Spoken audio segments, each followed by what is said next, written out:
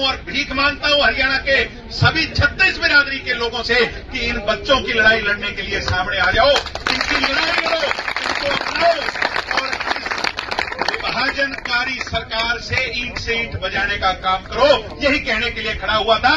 आप साथियों हिम्मत करो, मैं आपको ये वादा और विश्वास देता हूं, जहां आपको खून पसीना और जहां सिरों की गिनती करवानी पड़ी, आधी रात को भी आपका साथ देने का काम करेंगे।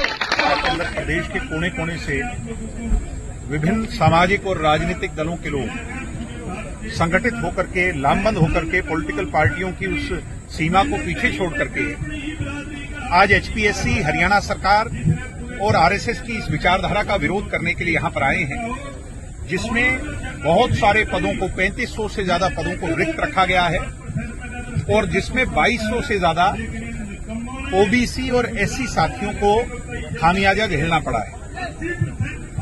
पहले तो हमारी पदों को खाली रखा जाता है और उसके बाद जो लगाए जाते हैं उसमें से भी मेजॉरिटी बाहर के लोग लगाए जाते हैं। आज एक बात का फैसला तो हमें जरूर करना होगा, अगर ये धरती हमारी है, यहां पर टैक्स पेयर्स के पैसे से ये इतने बड़े संस्थान हमारी पुरखों की मेहनत से बने हैं, उसके अंदर बाहर के लोग आकर के बैठकर राज नहीं कर सकते। हमें अपनी इंटेग्रिटी यानी अस्मिता की लड़ाई है और इस लड़ाई के अंदर हम इन छात्रों, अभ्यर्थियों, विद्यार्थियों के साथ पूरी तरह से खड़े हैं, कदम ताल मिलाकर के खड़े हैं।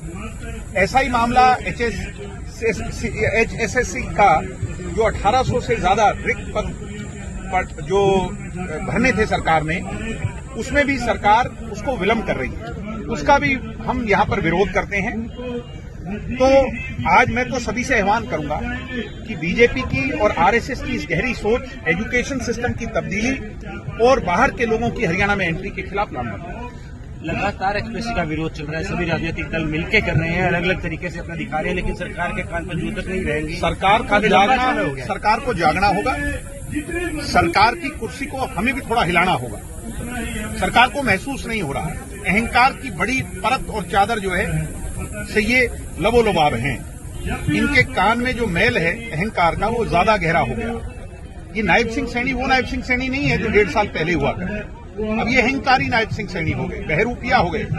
तो इस नायब सिंह सैनी की कुर्सी को हिला के दम दीपक चौटाला, जिनकी बात थी कि जिस चीज के वो पीछे पड़ते थे उसको मना के रहते थे, तो क्या एचपीएससी में